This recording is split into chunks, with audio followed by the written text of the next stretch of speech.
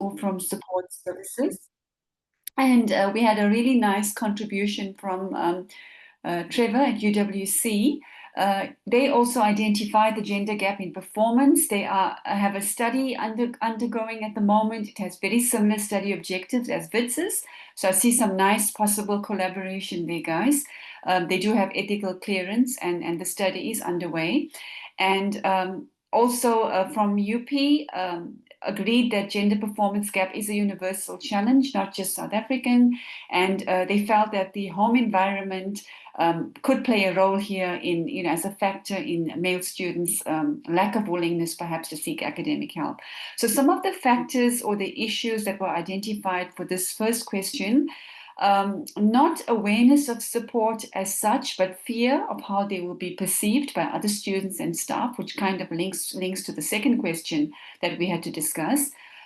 Males are seeking help, but not the correct source. So they might be turning to peers first, who may not be the best informed, rather than from university professionals. Males sometimes feel overwhelmed by the range of support. And this usually comes, at orientation as one sort of lots of information. But the thing is, they may need their help later on, and then having to go back and find the support, that could be an issue. Also, they felt that sometimes they were made to feel that asking for support actually reduces funds for other support, that other students in general might require. So they were almost blackmailed into not asking for support, made to feel like they're asking for too much of money for things that might be needed elsewhere. Asking for support implies vulnerability and lack of control of one's life, which actually I think could link back to our second question. Males are sometimes made to feel that they are always the problem. And, this is linked to the language of support and the labels that we use. Communication is very important. Terms like mental health versus mental fitness, fitness is a better term. GBV, gender-based, there's always a perception or an implication that males are the cause of the problem. And then the lack of role models, I think we did identify that from our UP colleague. The second question, how do male students perceive the stigma or social norms associated with seeking help for academic or personal challenges? Like I said, we did actually touch on some of those earlier on, but we had a colleague from CUT who said that yes, that there's definitely a stigma. Males are expected to be strong, they must cope. Asking for help is perceived as a weakness. And he suggested that the support be offered anonymously due to this, and this will actually be made very clear when communicating the various support. So when universities reach out, they must say, look, when you reach out to us for support, please be assured it is actually anonymous. Colleagues, unfortunately, we didn't get to the third question due to our discussion of the other two. The third question was, what role do cultural or religious psychological factors play in shaping university male students' help-seeking behaviors? So I don't know if my group wants to come in or even the meeting in general on this third one. Thank you, colleagues. Yeah, I think for me, in addition to the last point around the role of culture, religion, and spirituality, I think it's an area that is underexplored and perhaps warrants for further research, but also further engagements. I mean, the previous group presented around the cultural dynamics and elements of manhood and ulalugo. A simple thing as we were doing our data collection, there was a strong suggestion that they can rather be with a male, which was helpful to have me as a psychologist who happens to be closer, and not only Xhosa but also a healer, even though there was an element of sexual orientation. That was not much of their interest, but rather was we cannot discuss men issues with outsiders deemed as females or people who have not somewhat observed certain cultural um, rights as men in whichever capacity that they do. But I feel and believe strongly that culture and tradition is something that we really need to unpack, that we can use as a cultural resource. Like I mentioned, sorry about the background. that I mentioned in the presentation I was doing, that there's so much cultural capital that we can utilize, and as well as spiritual lessons and insights that students bring. I mean, for me, who has seen a lot of how students utilize either their rituals at home to strengthen something that has happened or something that has gone wrong. It could be practices such as Ofagis Panda, could be things such as going home for certain rituals. So there is so much of what religion and spirituality and culture that is underexplored from an evidence-based perspective. But I think if in our research processes, we can include what could be possible cultural factors that contribute meaningfully in academic success, culture, tradition, religious practices, as well as everything else that we haven't spoken about. Overall, for me, what I'm suggesting is perhaps in our research, we can look into another area as a sub interest to look at how does this play out and influence student academic performance. Thank you. Thank you so much, Anile and the group. That was a thought-provoking submission, and we will now go to group 5. With group, yes, we will now go to group 5, who will give us feedback on what they discussed on, and then I think these discussions are very important and can be maybe taken. We need to collaborate. In fact, different universities collaborate and see how we can move this forward by answering these questions, and by in order for us to be able to, help male students to come to the same levels as female students. So let's get someone from group 5 to give us some feedback. Thank you.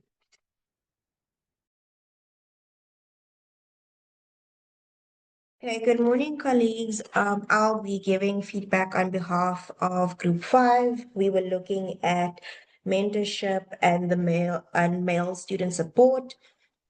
We also had 3 questions that we were looking into. And I'm going to try and go as quickly through the themes that came up. The first question was looking at how does male student participation in university mentorship programs influence either their academic performance or their well-being, or the combination of the two.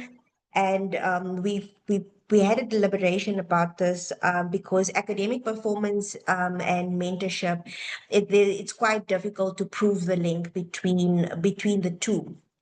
I had my colleague from UJ shift the focus of the conversation to maybe we should be asking the types of content that we should be focusing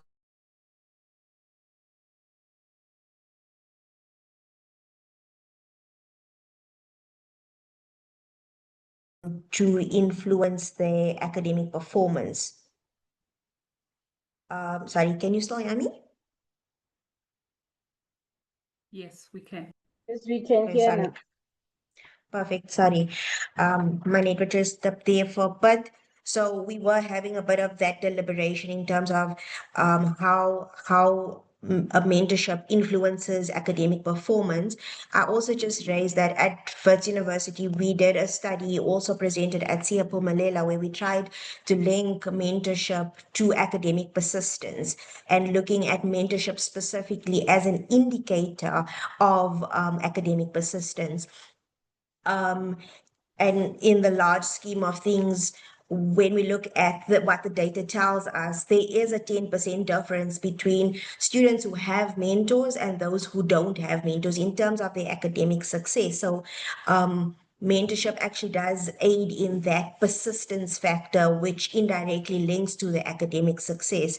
But again, there's not a lot of data or literature or research linking these two terms. So it is quite difficult to, for certain, say that mentorship influences academic performance, which is something we probably still need to look at a little bit more in depth.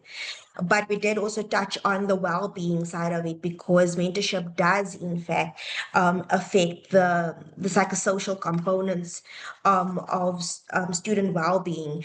And we spoke about how mentorship provides or improves academic accountability, because now you have the guide by the side, or someone that walks besides you, that has a senior student with more extensive knowledge on whatever it is that first years might be struggling with, and is there to say, okay, how is block one? How has semester one gone? How is your marks? How is your time management? Are you managing your social media intake, for instance, depending on if that's a topic of discussion. But someone that holds you accountable in terms of your academics, it gives structure.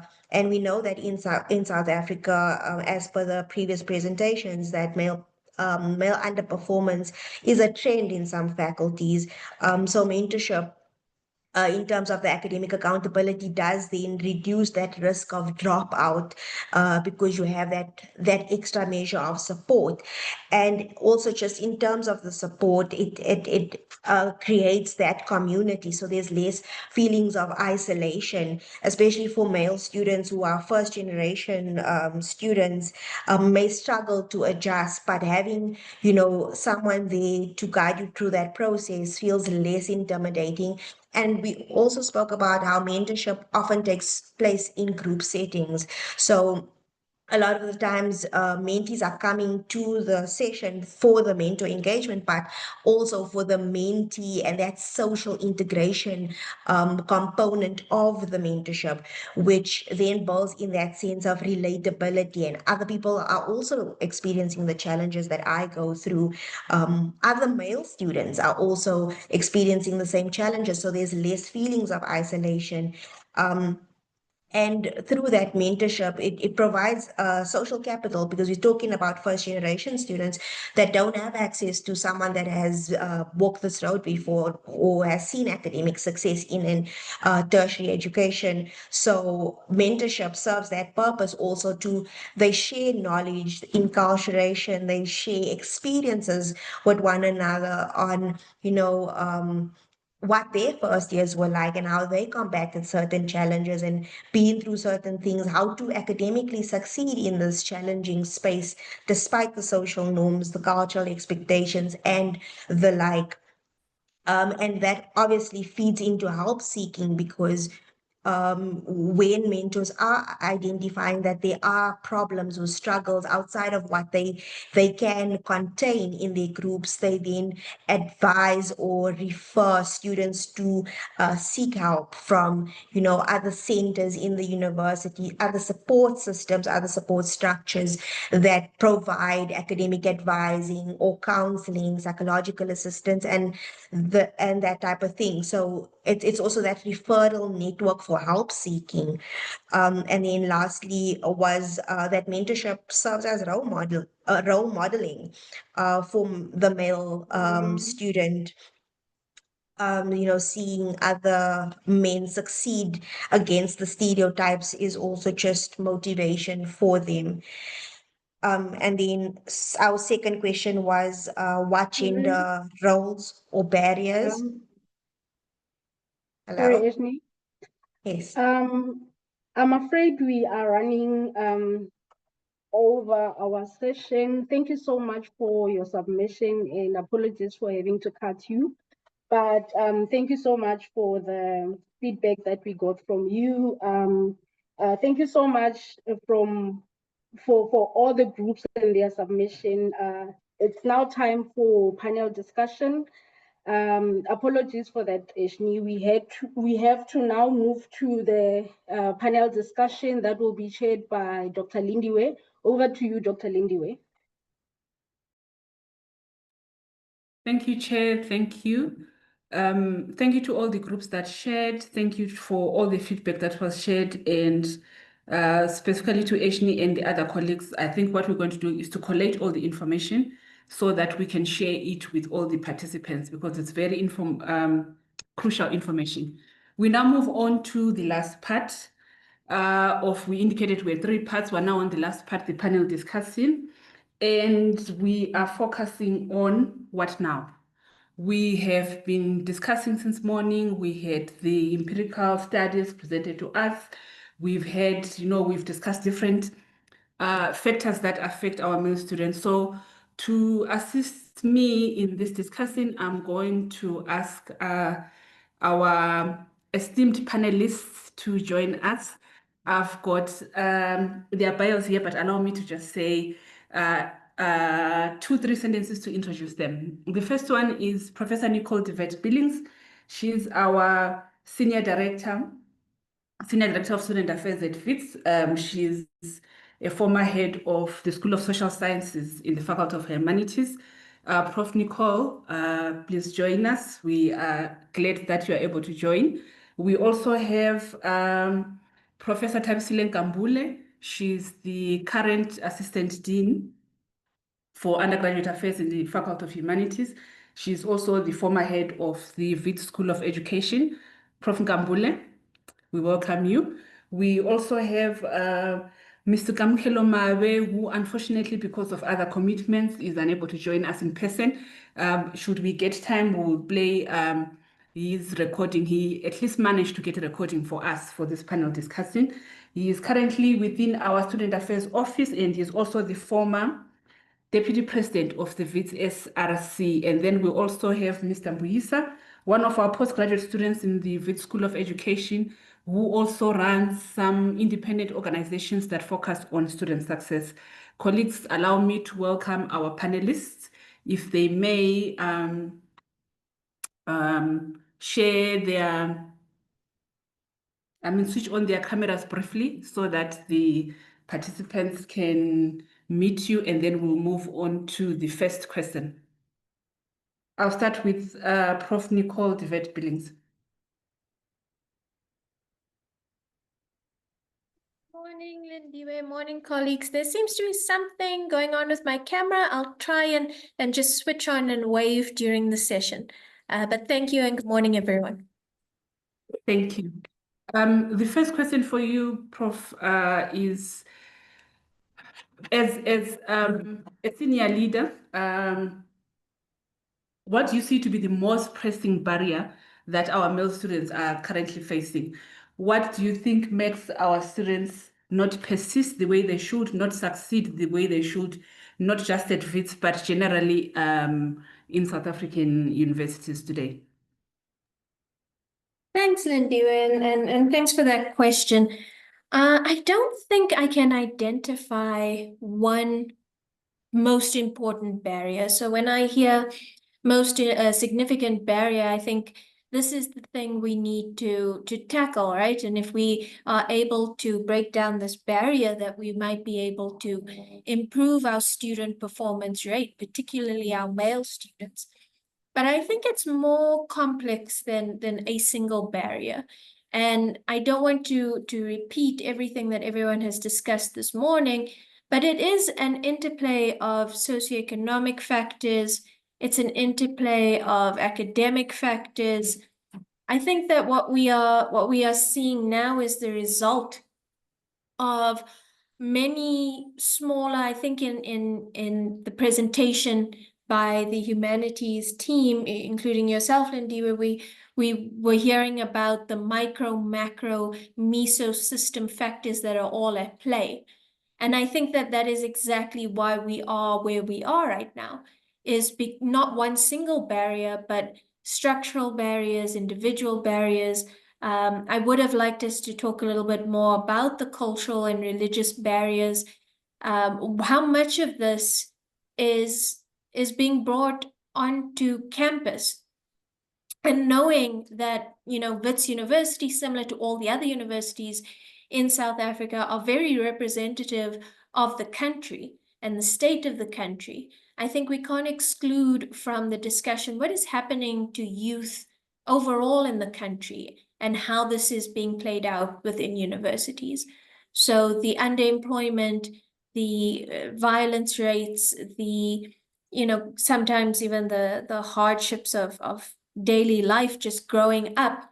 One of the findings in the study as well was about absent strong male-headed figures. And I don't think that that sits in isolation of socioeconomic status, of poverty, of violence, of a number of characters. So I think if we are to talk about barriers, we have to, as is the case of the humanities study, we have to see it as a fairly complex ecosystem of factors that are all interplaying and resulting in this. In my experience with teaching male students, which I did in my former life, there was hardly one problem that they would come with. And I think similarly with our female students, right? To be fair, if a student was performing poorly and had a discussion with me, it was seldom that they would come and say, oh, it's just this one problem I'm having. It's just the fact that I am not in a residence. Not being in a residence has financial implications of transport. It has the implications of what's going on at home and how involved they are in family issues, whereas when they are in residence, they can almost isolate from that to a degree, not completely. And so it's a system, and it's a whole lot of things all together. I'd like to pause there though, Lindy. I hope I answered the question. Yes, thank you. It looks like you're mentioning there's quite a lot. We can't remove our male students from the communities that they come from. One more question, Prof. What structural or policy changes would help academic advisors, like the team that we have at Wits, to become more effective in engaging and retaining male students? Thanks, Lindiwe. And I think that these two presentations today are the answer to that question. We need evidence-based approaches. We need to look at what are our students saying now, how are they performing now, and use that data to inform our interventions. So we can no longer base what we are doing in support on what happened even 10 years ago. 10 years ago, our students were facing fees must fall, and that was a whole different set of complex problems. And now we're seeing problems related to that, but not the same, if that makes sense. They're not identical. So we need the most recent data. We need the most recent evidence, and we need to use that to inform our ways forward. We need to use, for example, in the humanities study, where one of the respondents said something like, I don't like to admit when I'm wrong. Even when I am wrong, I won't say it. That is useful, because that means this is not somebody, or not males who are self-directed in asking for help or asking for additional assistance for whatever they need. That is helpful in plotting our way forward. I think a lot of what we have, particularly at Wits, I'm not sure, I don't want to speak for the other universities, a lot of what we have in terms of support is what we think that students need, and it's based on some kind of data, but maybe not always the most recent one. And so studies like the BIS study, which is very holistic and covers the whole university, but more specifically the qualitative study done in the humanities, that's going to be pivotal in how we adjust policies, practices, and how we evolve the culture of the university so that we are addressing today's problems. So the theme of the panel discussion is what now? And I think what now is we need to adjust according to what is happening to our students now. Thank you, Lindiwe. Thank you, Prof. I'll allow you some time to catch your breath while we call on Prof. Thabisile Nkambule. Prof, your first question, seeing that you are based in the Faculty of Humanities, please elaborate more on the trends and challenges that you've observed, specifically in the Faculty of Humanities, seeing that it's usually a female-dominated faculty, but we still have some male students as well. Your take on this, Prof. Nkambule? Thanks very much, Dr.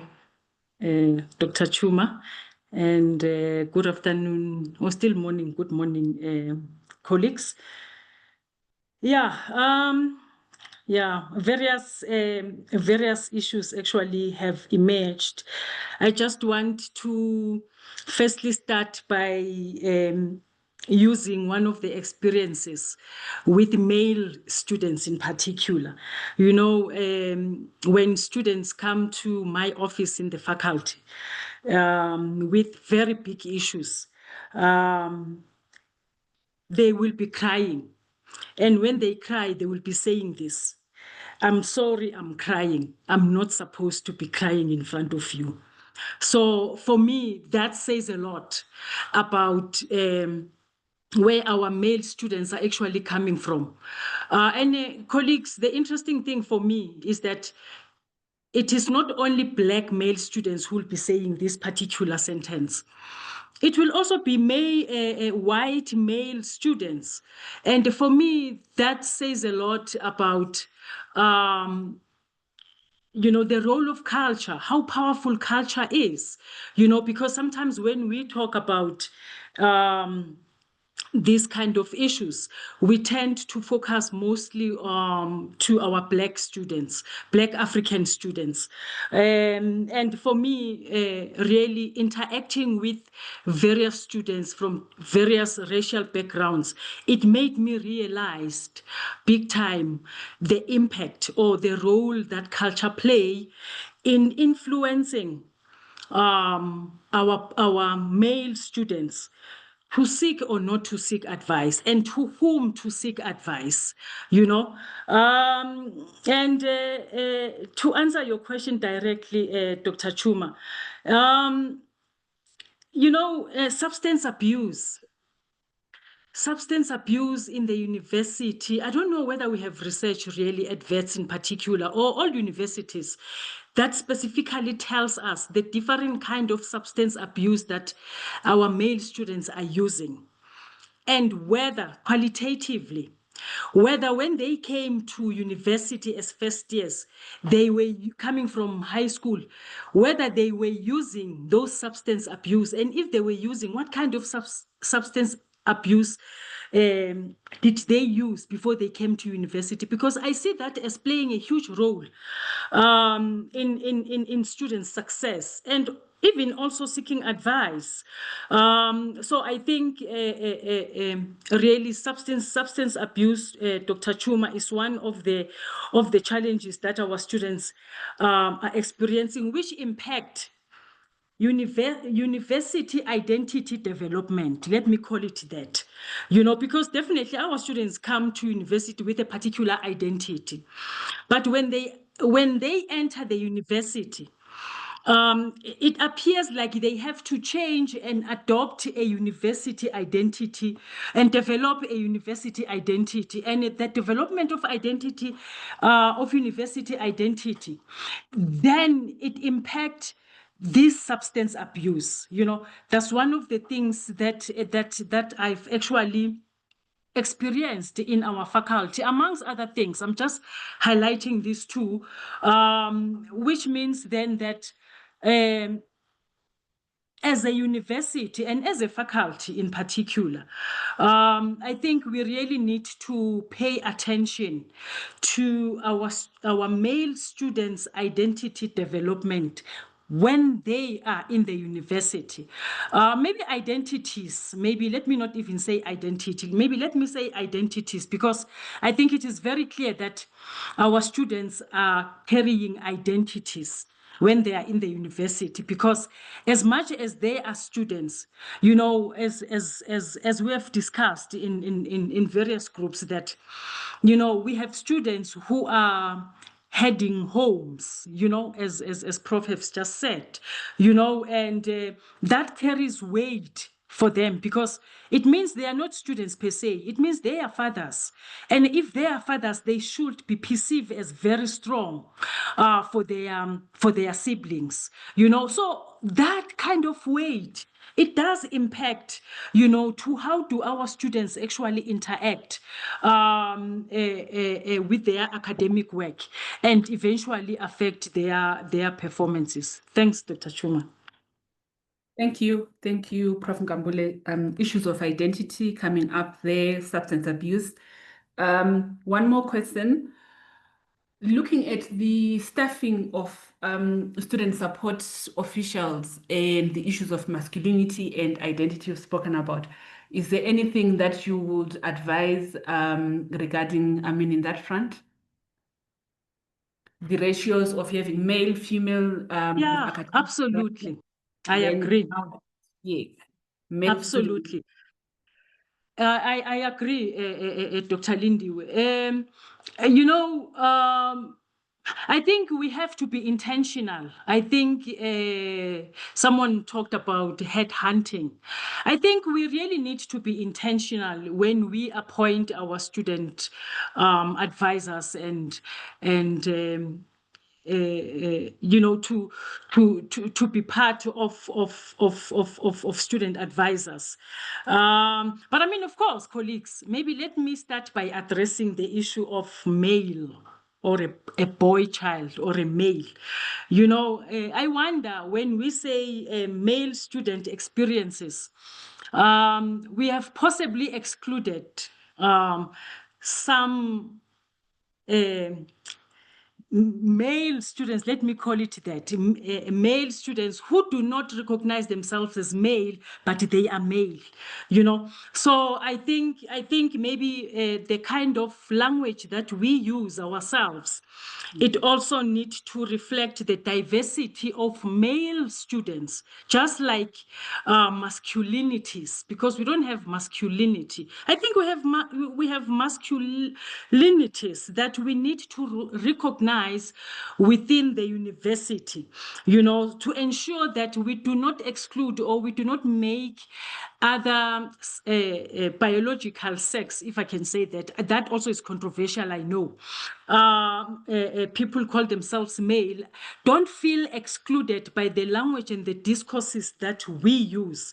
So we have to be dynamic, really, and intentional when we appoint student advisors, so that students don't, because the reality of the situation is that our male students, maybe let me not generalize, especially our Black male students, at least people that I have some knowledge about, they prefer to speak with males, to share their issues with males other than a female. It's a fact, and it's something that we have to definitely recognize and think about how to address that by, exactly as I've said, colleagues, being intentional in our different units, and when we appoint our student mentors.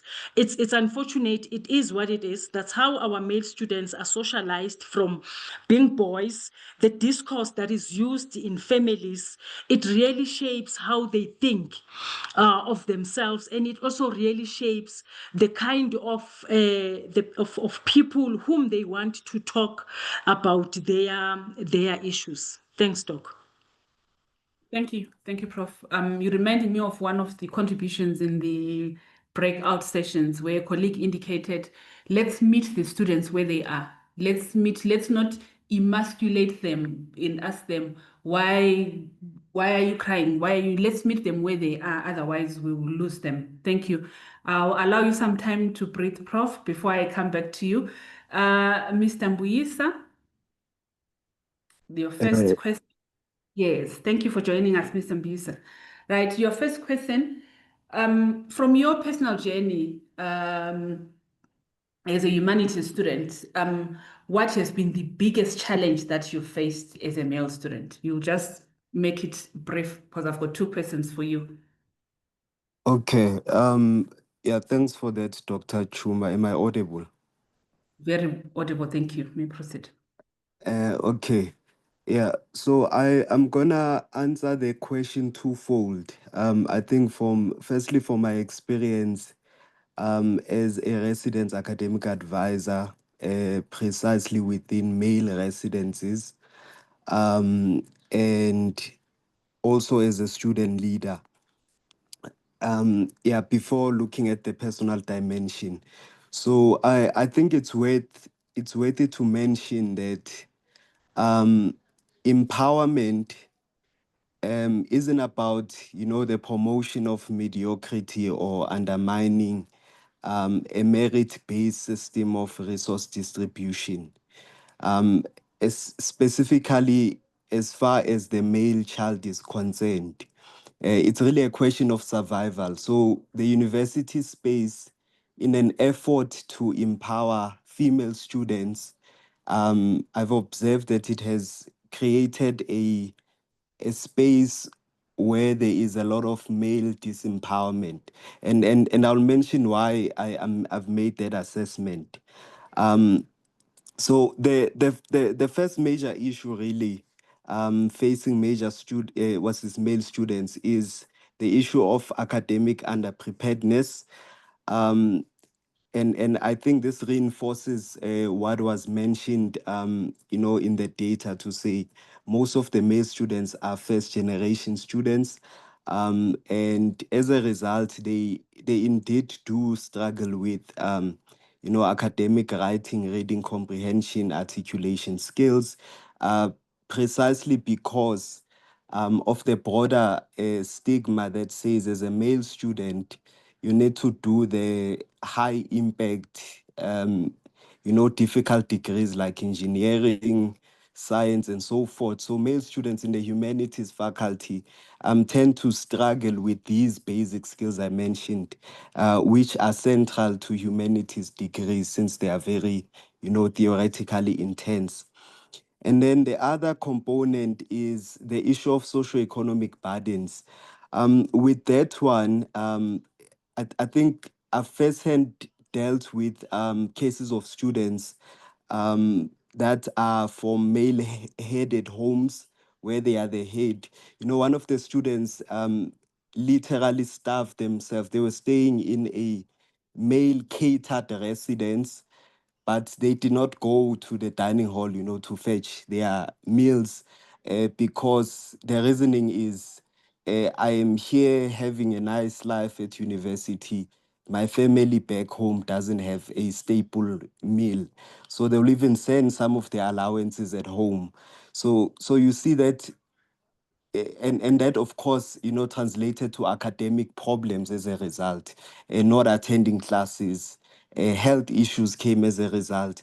So which shows us that, talking about socioeconomic burdens in a blanket sense doesn't take into account, the precise implications of uh, being a child from a child-headed home, uh, in the male sense, to be precise. And then the other issues on mental health and stigmas, associated with that. Again, I think there is a broader culture of sensitivity to mental health issues associated with female students when compared to male students. Um, and this is also translated to some policy practices. Um, for example, the university pregnancy policy supports, leniency towards the female student in dealing with pregnancy-associated matters, while such leniency is not afforded to the male student, who may also be actively part of that pregnancy process, in terms of support, and being there.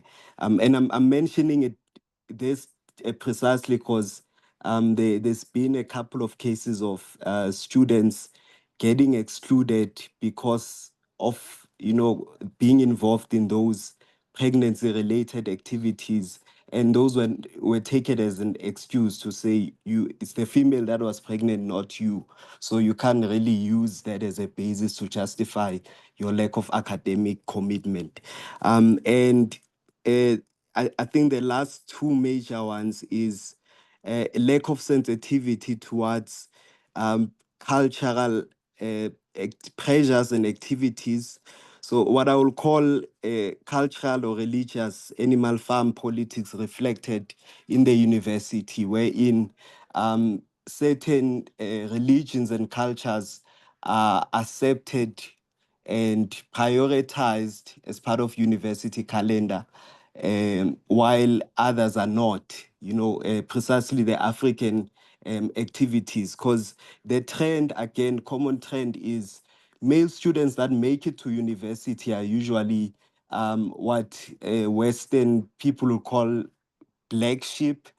And in African tradition, black sheep usually get to be the chosen ones of their families and have spiritual abilities and commitments that they have to perform, which is the case to the vast majority of students we host in the university. And I can say that the university doesn't have precise policies that accommodate, such unique circumstances. And I think all of these then lead to the last point, the resort to toxic university culture by male students, which includes what Prof. Gambule mentioned, substance abuse, alcoholism, and something I can say is a pandemic in male residences, unhealthy sexual practices. So instead of speaking out, you engage in a lot of unhealthy sexual practices, which have ripple effects on self-esteem, focusing on academics, unplanned pregnancies, sickness, and the list goes on. Yes, I think I can stop there. Thank you. Thank you. Thank you very much. A very loaded contribution, pregnancy policy incorporating our male students, the unhealthy sexual practices that our male students resort to instead of speaking up, the health, the risky behaviors that we're spoken about. We are going to play our recording from Mr. Mabe, Kamuhelo Mabe. But as we're preparing to play the recording, his contribution to this panel discussion, I'll go back to the panelists whom we have at hand to just give one sentence, in one sentence, what now? Prof. Nicole, from university policy perspective, what now? Multidisciplinary, complex issues we're dealing with, but what now? From Prof. Ngambule, faculties such as humanities that are female dominated, what now? In just one sentence. And I'll come back to you lastly, Mr. Mbuyisa, from a student perspective. Where do we meet you? What now? Because we need to meet you somewhere. We need to meet you at the point where you are. But what now from your perspective? What do you need to be doing that can get you to the meeting point with the support services? Prof. Nicole, in one sentence, what now? Thanks, Lindiwe. What now? We need to work closer with our students, both those who are struggling in their academic projects, but also those who have been successful. Thank you. Sorry, I muted myself. Thank you. Thank you very much. Thank you. Prof. Ngambule, what now? Yeah, what now? I think we definitely need to diversify our staffing. That's the first thing. And then secondly, is to train the female that are dominating our faculty, to be to think. I suppose maybe to have the skills on interacting with male students from different cultures. Thank you. Thank you, Prof. Nkambule. Mr. Mbuyisa, what now? Actually, for you, maybe is where is the meeting point? Where do we meet you? Before we meet you at the Great Hall, our dean says he's got an appointment with all students at the Great Hall 3 or 4 years after orientation. Where do we meet you so that we can walk the journey with you to the Great Hall as male students? Where is the meeting? Yes. I think the meeting point is the university can create, a tailor-made male mentorship, resilience, and life skills support program of sorts that has a dimension of mentorship, wherein more academically successful senior students support students in the lower years of study, and then we can also look into workshops and a series of conversations around family planning, basic financial literacy skills, stress management, mental health, emotional intelligence. And I think all of these will be of assistance in dismantling all the different stigmas associated with seeking help, and it will provide that structured support system from day one up to the dean meeting us at Great Hall. Thank you. Thank you very much. At least you've given us an idea of where to meet you before we go to the Great Hall. I'll ask my colleague, I'll stop sharing my screen so that my colleague can play us the recording from Mr. Kamohelo Mabe. Please bear with us, colleagues. Should I try play it, or you've asked us? Go ahead. Please go ahead, Innocent. Let's see if I can play that. I've not used Zoom to play a video, but the first thing is, can we see it? Can we see my screen? We Yes, can. we can. Let's see.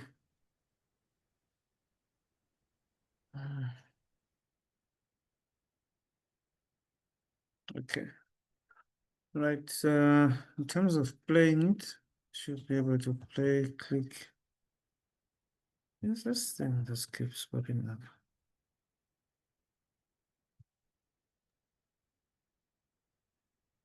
Is it audible? No, the audio is off. There's no audio. At the left there, far left, it looks like it's been disabled. The speaker on the far left, along the bottom.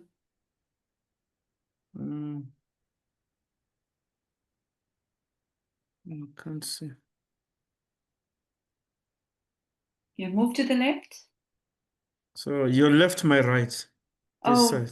Sorry. Yeah. Do you see the line through the speaker? Yeah, here. Yeah, I think that's what it is. I think. No. Yeah, that's sorry, Innocent, you need to share with audio.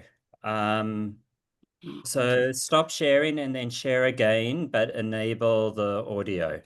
The share sound. It should be on the right. Okay. So it's like your Teams. Yeah. But I don't see that why it doesn't pop up. Yeah.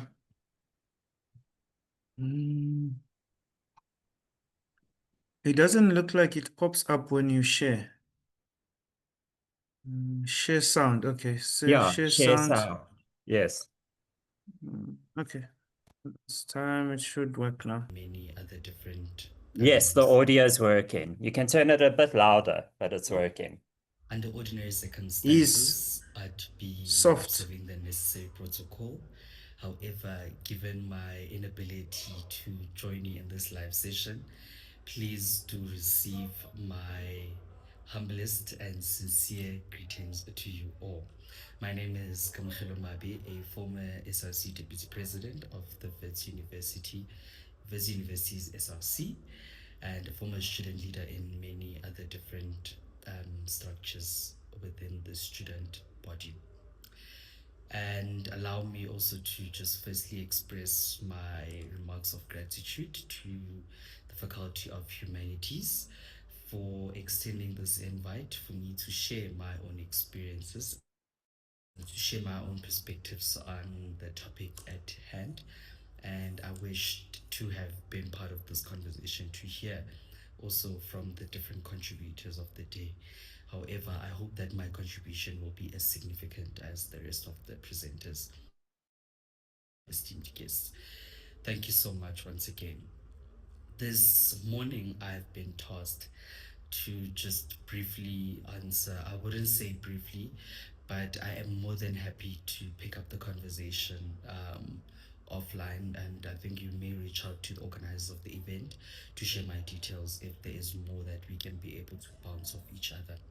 However, I've been tasked to share my perspectives on three particular matters. And the first being, how can institutions balance equity and excellence, ensuring the promotion of male students without compromising academic standards? I think my response to this is that equity and excellence are intertwined and they complement one another.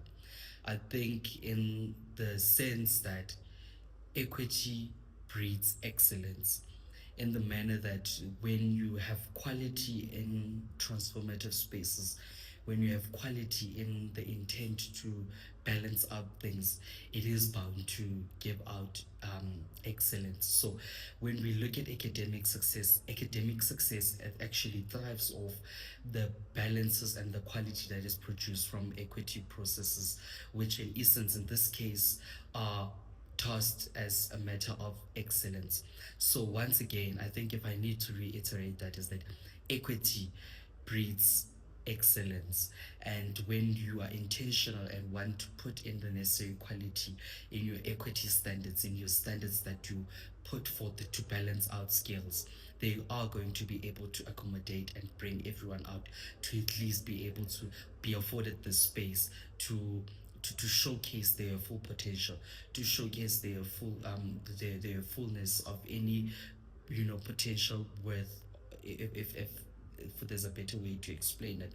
But as I need to reiterate it once again, that equity will always breed excellence in these kind of spaces, and ultimately then being able to shape a pathway for academic success and the unleashing the full potential of students. And then I've been also asked to share what specific roles do academic advisors play in supporting male students who may be reluctant to seek help. I think by the very first nature of being an academic advisor, you hold a very important task. And I think it is the role of being able be to lead in a proactive manner. So the first thing that I would say about being an academic advisor is being proactive within the space that you are in, and what this means for assisting, and for assisting students who are reluctant to ask for help, is that as an academic advisor is being aware of the surroundings of the students, being aware of the surroundings that you are also in, because being an academic advisor is that you exist in the same space as students. So when there are trends, when there are different things that are changing that may ultimately impact student life, that may ultimately impact the presence of students even on campus, you ought to be aware of that. And if it goes then in a way that before a student may come forward and say that I'm experiencing this problem, you understand that these are existential problems within campus. These are existential problems within that specific age group. So academic advisors ought to be aware and take proactive measures, even in reaching out before somebody can come with a problem, and then maybe somebody has been away for some time. Just the necessary sense of saying you've been away for some time, and I'm expecting, or rather, can this be an issue, a factor that has already opened up the space that even if they do not share, but they know that there is the consideration of it. So academic advisors, once again, I'll reiterate, ought to be aware and be proactive in their spaces. And then lastly, I think as just the parting response to the questions as well, is that I was tasked what could be implemented, one initiative that is bold to be implemented to improve student success. What would it be? And I think in particular to this conversation and for males is a men's forum. sometimes it sounds like a taboo idea. It sounds like a taboo thing, that why are men still having their own spaces? But I think the very essence of men being able to gather under one banner and be able to know that there's a space. Generally, I think the nature of being a male student and the masculinity, taking over at times, is that you don't open yourself up to a platform where you can speak out.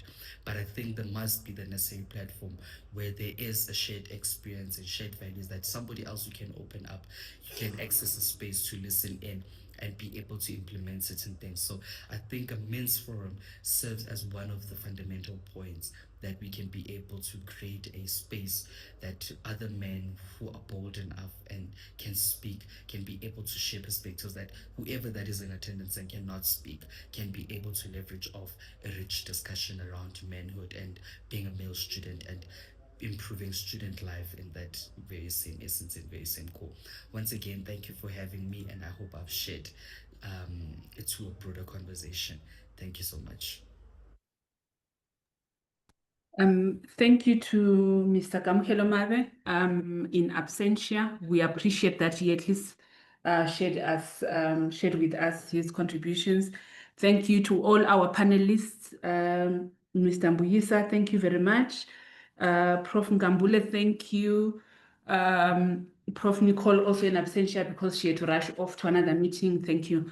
This brings us to the end of our part 3, the What Now session, and also to the end of the program for today. I am aware that we've got academic advisors amongst our midst. We've got institutional researchers, we've got lecturers, we've got mentorship coordinators, we've got all the different stakeholders involved in student support. We are hoping that this conversation is only going to breed more conversations, because this appears to be only the start. Colleagues, thank you. I will hand over I'll ask Prof. Ngambule to give us a vote of thanks. We are sincerely sorry that we could not take all the discussions, but like we said, this is only the beginning. We are hoping that we can engage even more. Prof. Ngambule, thank you. Thank you very much, Dr. Chuma. Really thanks to all the different stakeholders that have participated in this very important discussion. And we are definitely hoping that we are not going to wait another century before we engage with such important issues. But we are hoping that now that we have started the conversation in such a platform, another institution is actually going to take over and possibly have more student voices on such issues that affect them, so that they help us to understand how to help them. They help us to have different ideas on how to make sure that we increase male student academic success. And we are really appreciative as Wits University, Faculty of Humanities, and Innocence Office, BIS, partnership. We are hoping that we will continue to have such partnerships. We will continue to have such spaces of discussion, and not only discuss these issues, colleagues, but we are hoping that these kind of discussions are also going to help us to strengthen our services to our students and make sure that at the end of the day, as our clients, our students benefit to the different programs and different activities that we are designing for them to help them. We are hoping that we will meet again very soon. Given that, if I heard correctly, this was our first meeting or second meeting, we are hoping that we are going to have more meetings like this. And I'm hoping, colleagues, that in our next meetings, we'll be able to present how we have implemented some of the issues that we've discussed in these different platforms, so that we also share ideas on how to improve on them. Thank you very much. I hope everybody have a great afternoon.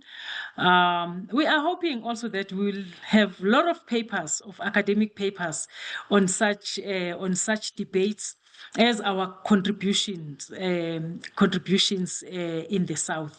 Thanks very much, Dr. Chuma. Thank you, colleagues. Have a great afternoon. Thank you, colleagues. Thanks, everyone. We hand over back to Saidi for any other announcements they may have. Thank you.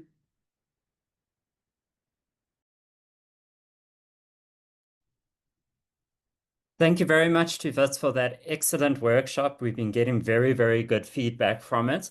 Just a reminder, please, to complete the evaluation. And we will be sharing the recordings and any of the presentations that we have with everybody that attended this service workshop. So a huge thank you to Wits, and thank you very much to everybody for staying with us for the whole duration. Thanks, everybody. Bye-bye.